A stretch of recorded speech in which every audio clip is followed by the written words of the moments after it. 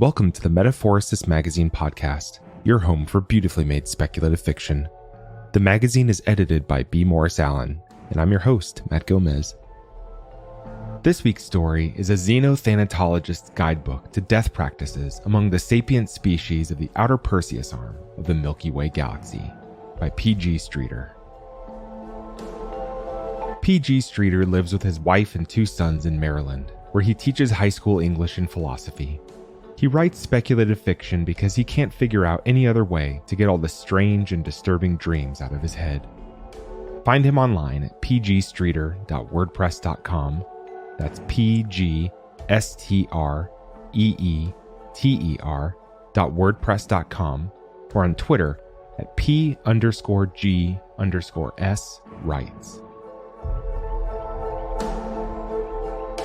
Let's jump in.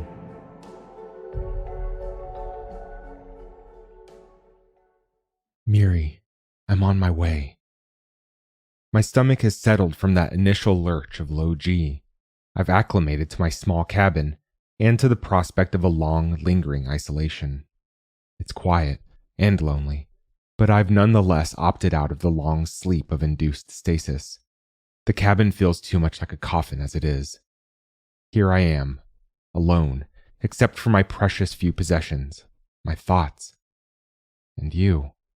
The ghost I conjure from my deepest memories, a trick to keep myself sane. Even though months will go by before this vessel approaches relativistic speeds, my sense of time's passage is already blurring. Suddenly, I find myself back in those fields, abandoned and overgrown, that stretched out between our childhood homes. Do you remember them? It was in those tall, tangled grasses that we first met, first got into mischief. Along the southern edge of that field, there was a river, mild in most seasons, but ferocious after the rainstorms that came in early spring. There we'd swim. I can hear your voice now, calling to me, beckoning me to join you where the current was strongest. But I'm still afraid of those waters. I do not want to be swept away. So, I refuse to follow the memory further. I grasp this hardbound book. I read.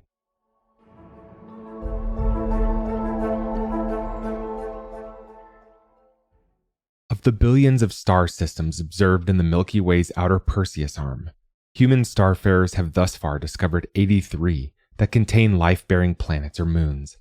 On 27 of these worlds, we have found species whose intelligence rises to levels we can comfortably categorize as sapient. This distinction is not always a straightforward one to make. Even when communication can be established, it is hard to gauge intelligence, which frequently manifests in unexpected ways. Often, therefore, a vital factor in making such a determination has been the assessment made by the Terrestrial Guild of Xenothanatologists, whose members study alien species' attitudes toward death and their treatment of the dead. After all, what could better inform us about species' humanity than how they conceptualize their mortality? This guidebook will present a survey of Xenothanatologists' initial findings in this region of the galaxy. These findings are not conclusive or all-encompassing, but the company hopes they will give you, the budding Xenothanatologist, a useful primer, here at the start of your promising career.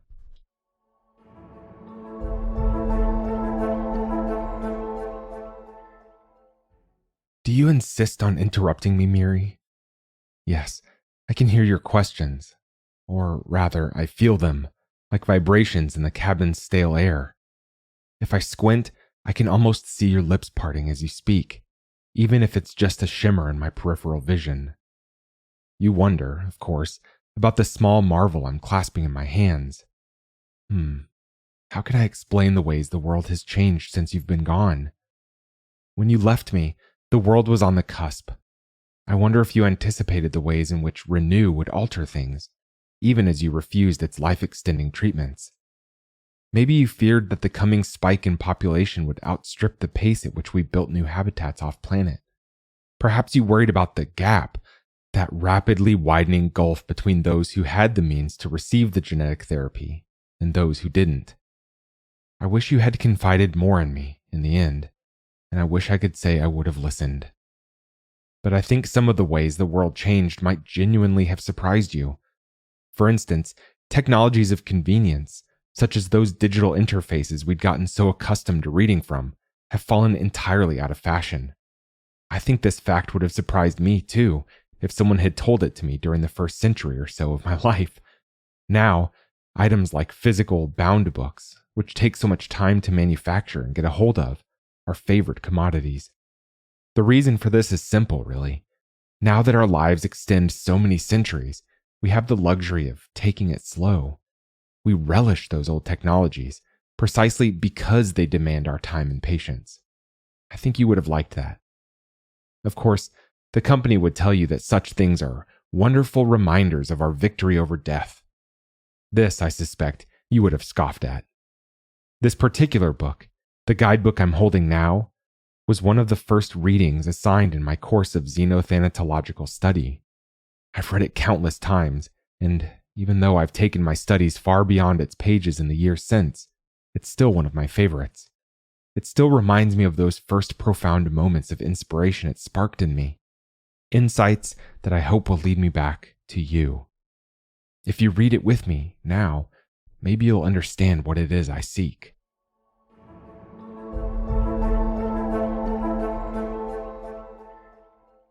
Countless cultural groups among the species we've observed follow death practices familiar to Earthborn humans.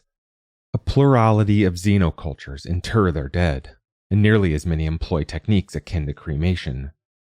On planets where fire is not a practical solution, we have observed the use of corrosives, voracious parasites, nanotechnology, and even mechanical grinding tools as methods for reducing a body to its component particles. Although some of the methodologies described above are somewhat disquieting to the human observer, their goals are clear, even relatable. Yet some alien cultures we have encountered maintain thanatological practices that might shock, offend, or perplex those born of Earth. For instance, members of the Crustweaver religious sect on 16 Ellender B have an inviolable taboo against touching the deceased, directly or indirectly. Crustweavers use the dexterity of their long, spindly limbs to step over and around their dead, who are invariably left, unperturbed, in the exact spot where they expired. The atmospheric conditions on 16 Ellender B, along with the physical makeup of the species' bodies, make for a slow decomposition process. It often takes the equivalent of 30 to 40 Earth years for a body to fully decompose. To compound the issue, this duration is roughly 1.5 times the length of the species' average lifespan. As a result, a crustweaver who died at the moment of another crustweaver's birth will likely not have fully decomposed by the time the latter deceases. As can be imagined, the consequences of these practices are monumental. As crustweaver communities continue to produce offspring faster than prior generations' bodies biodegrade, new generations find themselves among a landscape increasingly littered with their forebears' corpses. The crustweavers inhabit an isolated continent, as non-adherents to this sect's faith have long since learned to stay far away. In the crustweavers' domain, the very shape of the world alters with each generation's passing. Yet, these pious beings manage to sidestep and squeeze past the dead that are scattered about their streets and homes. They do so without trepidation or fear.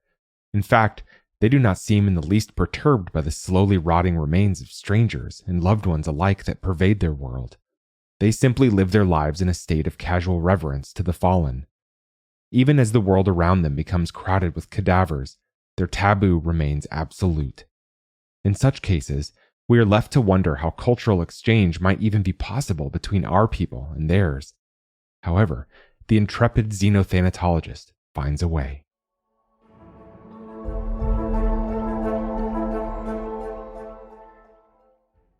Do you see the beads of sweat forming on my brow? Yes, I realize it's quite cool in here. It's not heat, but a swell of dread that's causing me to perspire. The seed of a thought is sprouting in my mind. It's familiar and unwelcome. No, I don't wish to share it with you. Not now. Besides, I can see it, the smirk on your face. Yes, company texts such as this one love to make these sweeping statements. The intrepid xenothanatologist. I can see why you would find this amusing. But don't give me that look. I understand that this is dripping with propaganda. I hope you don't assume I'm going into this endeavor with the naive outlook of a younger man. After all, I'm decidedly not young. I haven't been for quite a long time. I'm scrambling to justify my actions, it seems. Is that why I've called upon your memory? Why I, the lifelong rationalist, have let myself get drawn into this game of make-believe? So be it. I want to explain my choices, so explain them I will. Why, after all, have I devoted myself to this company's mission? Their job is to sell something, to spread Renew to other sapient species, at a cost. What does this act of commerce have to do with me? It's simple. They need me. Someone who can come to grips with these alien creatures' views on death. That is what I've spent the last several years studying for, after all. And I've studied hard.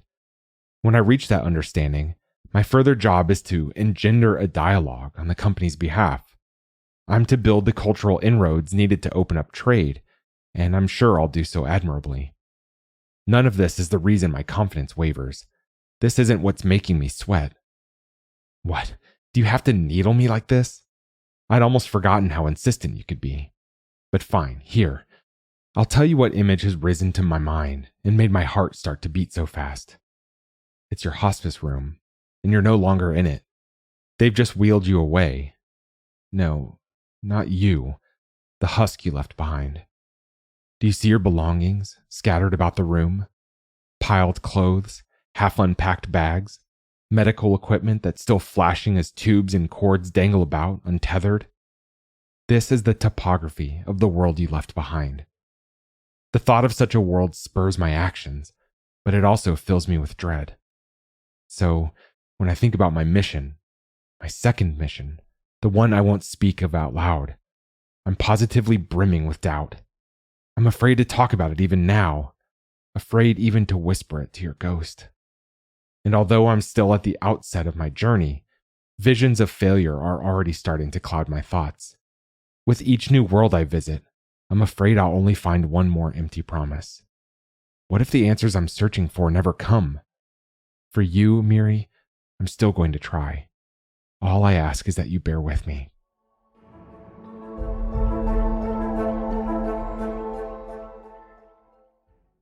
Although the rationales behind some species' practices are opaque to our eyes, in many cases, attitudes surrounding death are easy to grasp. This is especially true when they are so clearly based on the biological necessities of the species' lives. Take, for instance, the spin gliders of 44 Olivar C. Not unlike certain earth sharks, these sky-dwelling creatures are obligate ram ventilators.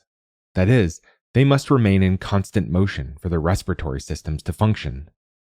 The flyers spend their waking lives swooping and diving along the gas giant's hydrogen currents, and the species has even mastered a technique by which they can sleep for short stints while caught in a spiraling gust of hot air. It is astonishing that such beings have developed rich culture and technology while living a life constrained by the need for constant motion. Yet, they have done so. Of course, the only way to come to anything like a complete rest on a planet with no solid surface is to descend to the stratum of liquid hydrogen closer to the planet's core. The majority of the planet's cultural groups, therefore, honor their dead in this fashion. They carry them to this liquid surface. Rather than simply allowing them to drop, they take great care to lay their dead upon buoyant, gyroscopically stabilized platforms. Here, no winds carry them. No waves buffet them about. So it is that a spin glider comes to a state of rest only upon death.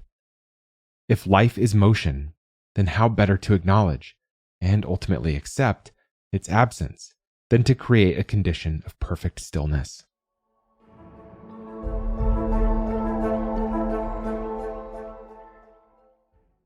Is that what death is for you, Miri? Stillness? I can close my eyes, clutch this book to my chest, concentrate on breathing, and know that this brief pause doesn't mean the end. But what's your perspective on the matter? No flights of fancy, no phantoms created by my imagination will ever give me access to that knowledge. If only you could tell me. After all, you've read much of the same old literature that I have. How many times has that phrase appeared? Reference to the stillness of the grave. We grew up in a world where that outcome was an inevitability. And yet, in your final years, even you knew that it didn't have to be. Not anymore. For a long time, humanity either accepted the idea that one day we'd all come to rest, or hoped against hope that, in some invisible way, life kept going. Those seemed to be the only options. But when renew became a reality, things changed. We didn't have to resign ourselves to nothingness or place our hopes in some unknown hereafter. We could continue to live in the here and now. I saw this, saw the gift it offered us. So why couldn't I persuade you to embrace that change as well? It's ironic, I suppose, that this act of persuasion, the sales pitch, is my job now. I study how people on faraway worlds conceptualize death, all so that the company can sell them life. You'd laugh, I think, to hear about the team I'm a part of. I swear, they stick the prefix Xeno on any and every old job title, anytime alien cultures are involved. There are xeno-economists to negotiate the terms of the trade, and xenobiologists who figure out how to adapt Renew's life-extending biotech to other species' physiology. And then there's me, the one who is trusted, above all others, to discover the terms under which our product will be most desirable to our strange new friends. Me, the person who failed so utterly to convince you that a long life was worth living.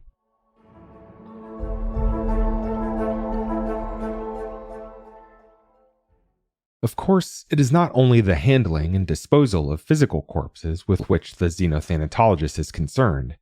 She must ask, how do different xenocultures talk about their dead? How do they memorialize them? Eulogies and obituaries are prevalent among virtually all literate species in this region of the galaxy. Many deliver short orations or produce written tributes after a loved one's passing, much as Earth humans have historically done. However, many have practices that go much further. Consider the denizens of 6 Aleska E. You have likely read about this species, for their body plan is famously far closer to Earth humans than any other extraterrestrial life yet discovered. That is, they have an ovoid head, a neck, torso, and limbs both fore and hind. Further, they walk on these hind legs and reserve the fore for tool use. While these likenesses are truly extraordinary, it is here that their similarities to our kind end.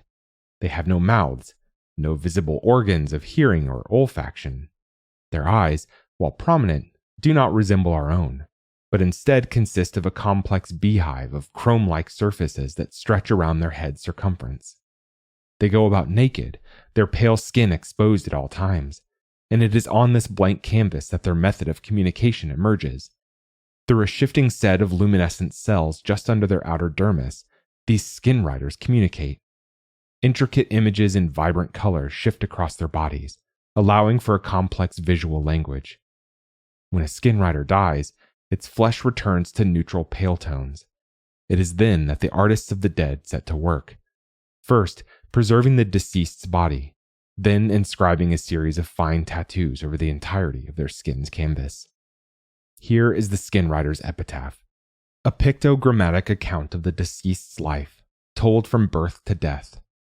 The craftsmanship of this body art, along with the level of detail recollected in its lines and colors, becomes a permanent tribute to the deceased, displayed forever in a glass mausoleum. A hastily tattooed corpse, or one whose pictograms tell a vague or incomplete story, reveals a life unsatisfactorily lived. Yet, if one's preserved corpse becomes a true work of art, such is the ultimate testament to that person's life.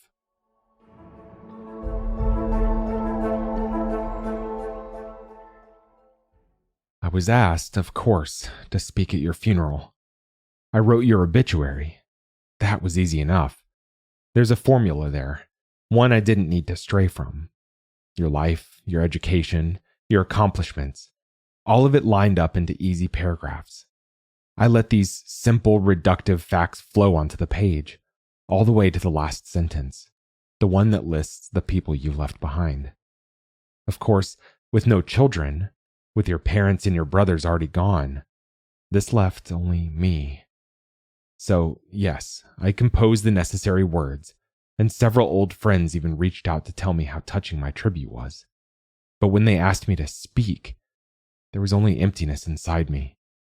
In those deep places where I'd expected to find inspiration. Were you there, Miri? A true ghost, listening intently for the words I would utter in your honor? Were you ashamed then, when all I could do was stand there and openly weep? Do I see you turning your eyes away from me, even now? Stay with me for a while, I'm begging you. We're getting closer and closer to the questions that have led me to this ship, that have led me across the stars in search of you.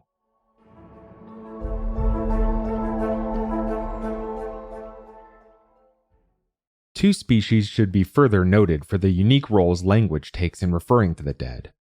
The first, the insectivorm Fim of 19 Magna K, have a rich spoken language, a series of chirps and clicks that has led to a wealth of literary art. Yet, the language has a surprising gap. There are no names for the living, no way to refer to other Fim at all.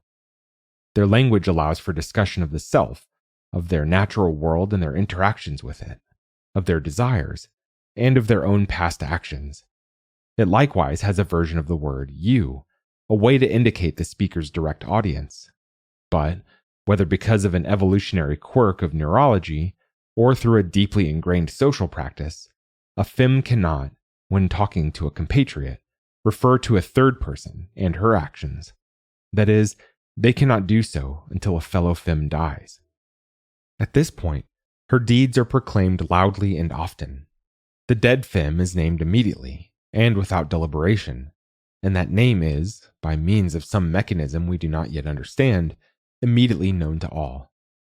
In death, a Fim's story, impossible to discuss during her life, becomes a legend widely told.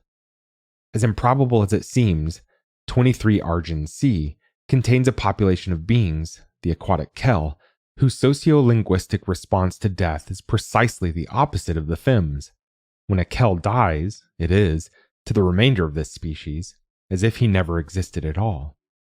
Upon death, the body begins to sink to the bottom of the planet's highly acidic oceans. Though a living Kel's body produces enzymes which protect him from the corrosive waters, this production stops at death. So, as the dead Kel's body sinks, it quickly begins to disintegrate. Simultaneously, all other Kel begin to act as if their friend or family member never existed. The requisite vocabulary is no longer available. In the company's attempts to communicate about this phenomenon, references to the dead Kel by human translators led to consistently perplexed responses. Do the Kel immediately forget they're dead, or do they act out of strict custom? If the latter, what value system led to such a practice? If the former, then what are the implications for the Kel worldview? Though results are preliminary, our initial outreach group has hypothesized that the Kel are not aware of death's existence at all. Those who live, live. That is all they know.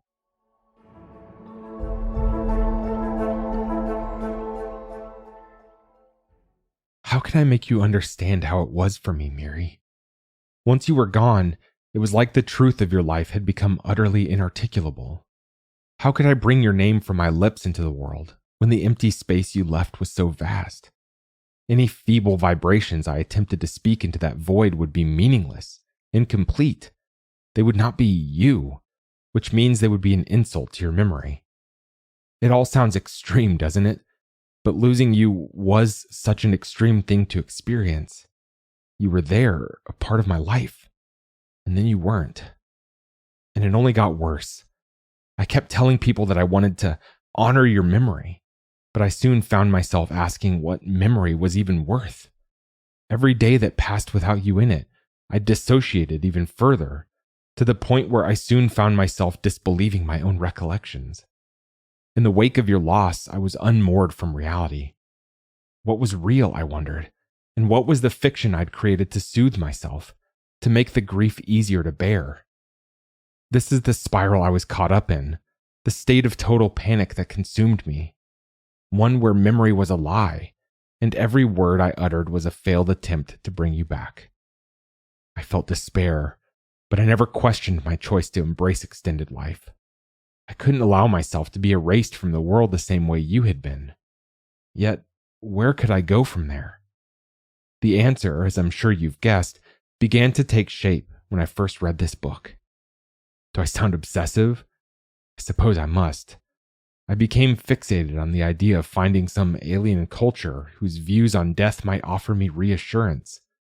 When presented, for instance, with the discovery of a species who forget their dead entirely, I found myself wondering if this was the solution. Could I abandon your memory, washing you clean from my thoughts so that I wouldn't have to keep shouldering the burden of your loss? Ultimately, I rejected this notion. It was unseemly, perverse even. I also quickly discarded any answers rooted in superstition. All those traditions proclaiming a spiritual afterlife. These were untestable, unknowable.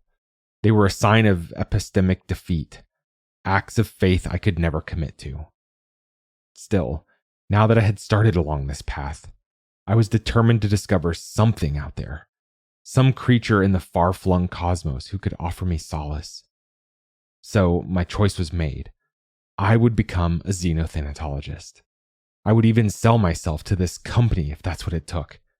I would become the human ambassador to the dead of other worlds. And perhaps, I started to realize, to worlds like ours, ones that had left death behind.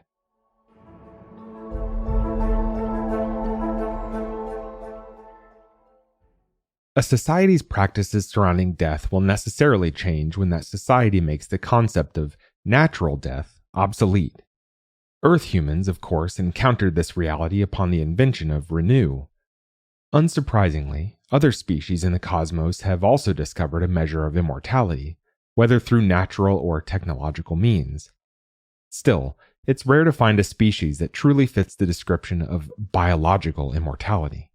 On Earth, non-sapient species such as lobsters, whose production of the enzyme telomerase allows for unending cell regeneration, are close to achieving such a descriptor. In fact, Renew is itself partly inspired by such beings.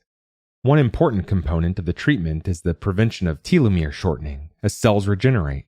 However, it is worth noting that while such species do not die by aging, their lives, just as ours, might easily be cut short due to violent means.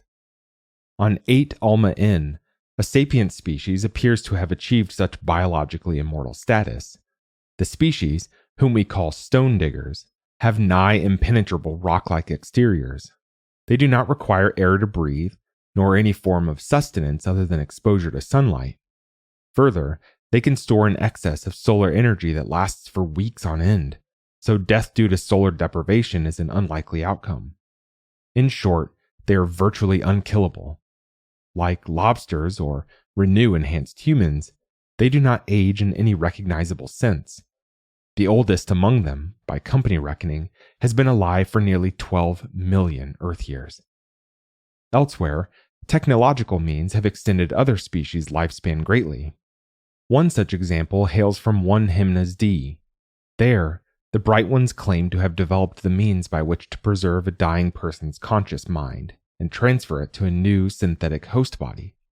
The process, they claimed, might be repeated indefinitely, with perfect fidelity, nothing lost in the transfer. While similar techniques had been attempted on Earth before Renew was perfected, humankind had concluded that the consciousness could not survive the transfer process. Here, though, we found a fully functioning society of techno-organic beings. Upon first contact, company representatives determined that they would need to investigate further. Could this technique supplement our existing life-extending biotechnology?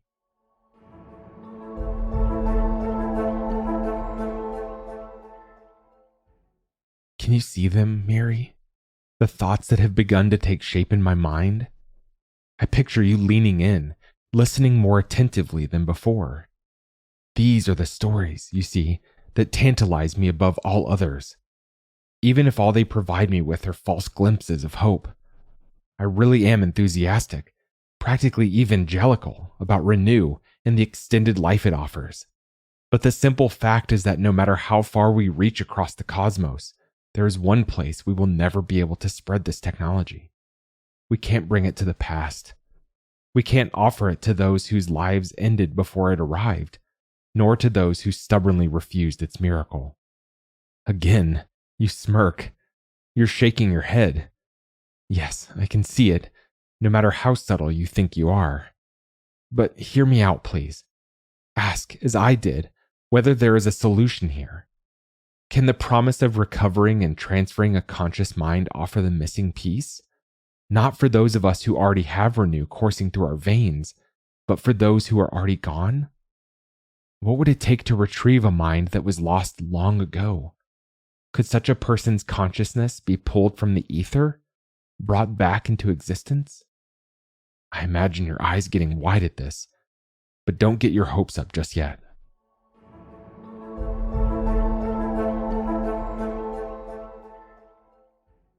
With such questions in mind, company representatives sought to learn how the Bright One's transfer process worked.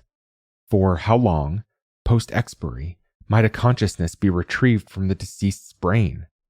Does the process involve the transfer of brain tissue itself into the new host body, or are memories and perspectives translated to a new medium? As it turns out, this purported transfer of consciousness was not what the Bright Ones initially advertised. A look into the species' past reveals the full story. The Bright Ones long ago developed infinitesimally small surveillance devices, quantum drones, that, produced on a massive scale, began to observe all life across their planet, at all times. All was known. No knowledge was kept secret. Using the vast data gathered, the engineers of One Hymnus D were able to create intricately complex models of the deceased Bright One's mind, informed by the full set of objective experiences encountered over a lifetime. The internal perspective was not retained, only inferred, but these inferences were made with a nuanced understanding of Bright One psychology, and were therefore arguably quite accurate. Yet, it cannot be denied that the deceased person's consciousness was not, in fact, preserved. When one of these biological persons died, their mind was merely recreated. No matter how accurate, it was but a replica. As such, the original beings that once inhabited this land slowly died off, only to be replaced by new synthetic beings. At some point in the distant past, the last biological Bright One expired. All that remains are their algorithmic replacements, the computer-modeled copies of the deceased. How could a species have allowed this to occur? Was it merely that, in their inability to cope with the absence of departed loved ones, the Bright Ones decided their simulated presence would suffice? Perhaps only a select few knew the process to be fraudulent, and the masses were merely fooled. We do not yet know the answer. Although the company has come to recognize artificial intelligence as true life, the fact remains, nonetheless, that these creatures are not genuine continuations of the lives that had come before. In the meantime, subsequent visits to 8 Alma Inn revealed that their story, as well, is more complicated than initially perceived. For one, the appellation given, stone diggers, in truth applies only to one faction of the species. It remains in use by Earth humans due to its widespread early adoption. However, the differences between the two main factions are worth exploring. For example, when members of that first faction, the true stone diggers, come of age, they are known to retreat to isolated places, where they build massive stone shelters and spend their endless lives making little contact with others. On rare occasions, stone diggers seek partners for mating, but any pairings formed for this purpose last only until their offspring reach maturity. Only when we met the second faction, called Sun Sailors, did we learn an astonishing truth. The species, no matter the faction, are not solitary by disposition. In fact, many stone diggers find the condition of isolation to be torturous. What circumstances, then, might have led these virtually invincible giants to take such extreme precautions against harm? The Sun Sailors offered us an explanation for their cousins' behavior. Since death is so rare, it is vastly more traumatic than it would be in a world where it is commonplace. Therefore, a segment of the species' population began to take hyperbolic measures to prevent death's occurrence. Sun Sailors eschew this philosophy. They live their lives freely, knowing that they will likely persist for millennia, or more, but that, against the backdrop of infinity, the mathematical odds of a tragic demise creep ever closer to 1. The wisest of the sun sailors insist that even those who persist for billions of years will do so only to one day meet their end as the universe collapses into itself. Asked about their appellation, the sun sailors revealed something even more astonishing. Namely, that it is not uncommon, after several hundred millennia of life, for a sun sailor to quietly walk away from their community and seek out the planet's only functional spaceport. The small craft launched from this port are calibrated for a single destination, their system's fiery yellow star. For such a one, no funeral services are held, no songs sung. But those who perform this act are nonetheless spoken of with quiet respect. They have confronted the one thing in so long a life that remains unknown, that remains unknowable.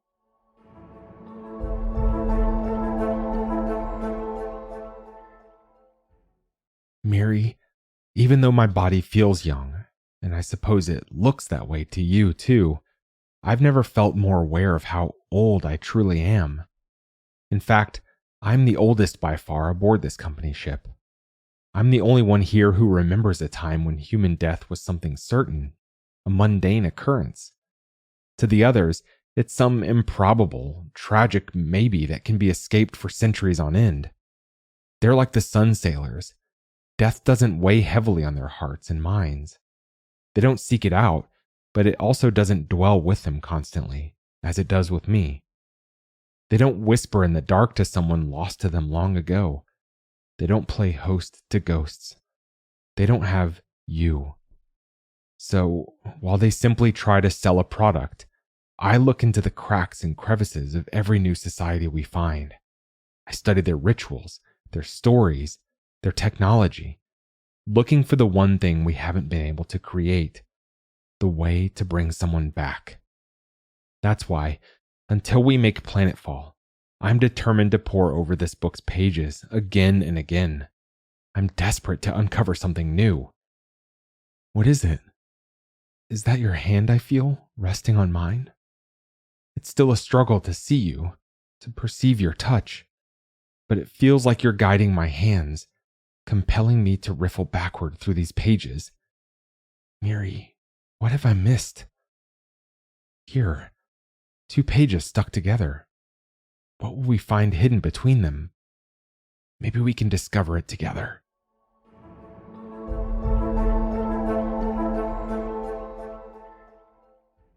A small number of social groups among the spin gliders of 44 Olivar C take a different tack entirely.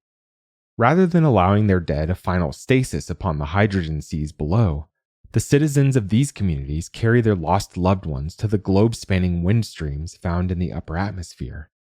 Released here, the body of a dead spin glider will be pulled into motion perpetually. Where there is motion, they argue, there's life. Living spin gliders cannot join their fallen among these winds. The gusts are violent and strong, and they would whip a living soul away from the world he knew in no time at all. The second life they release their loved ones to is therefore necessarily a mystery to them. They cannot join until their own time comes. But they believe, with every ounce of their being, that it is real, that they have conquered death.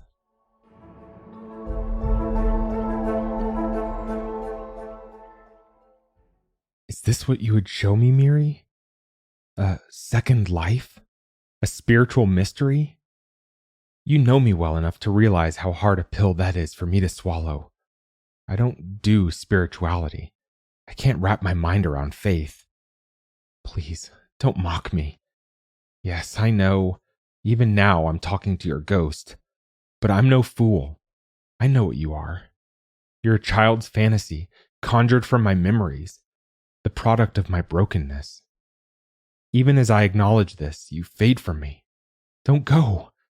Stay with me and remember, Miri. Remember our field, our river, how only you were strong enough to brave those currents. I can picture it now. The day when, despite my cries and protests, you let it sweep you away, hollering gleefully as it carried you downstream. We both knew what awaited, a steep ledge overlooking a reservoir. You'd argued again and again that the waters were deep, that the waterfall would carry us safely over. The 10-foot free fall would be a momentary thrill, followed by a refreshing splash.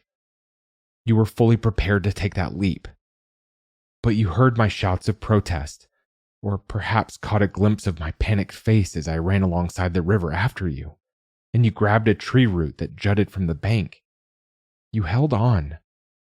When I pulled you out, you said, between shivers, that you wouldn't do it again. Not if I wouldn't go with you.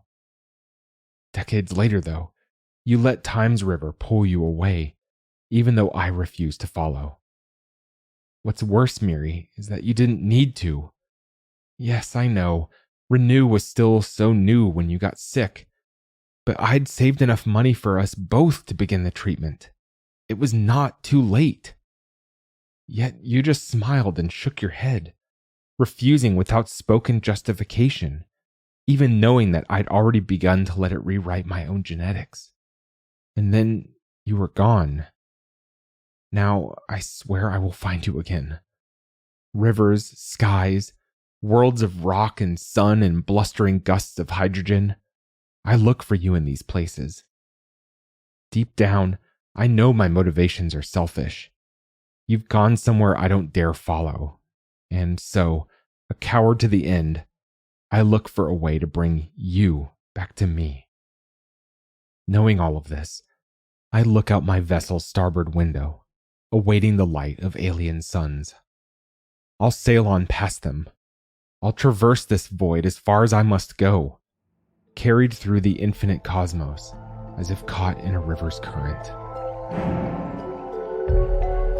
That was a Xenothanatologist's guidebook to death practices among the sapient species of the outer Perseus arm of the Milky Way galaxy by P.G. Streeter. Thanks for listening. If you enjoyed this episode, we'd love it if you'd leave us a 5-star review on Apple Podcasts, Spotify, or whatever platform you listen to us on. Or, better yet, share the magazine and podcast with a friend. If you'd like to listen to more speculative fiction, visit us online at magazine.metaphorosis.com or on Twitter at MetaphorisisMag.